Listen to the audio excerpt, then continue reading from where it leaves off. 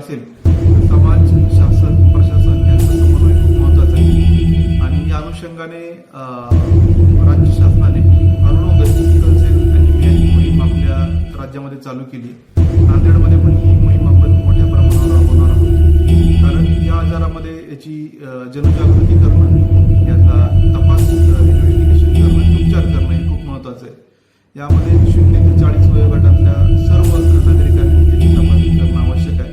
आणि ही मोहीम 15 जानेवारी ते 7 फेब्रुवारी या काळात आपण राबवतोय.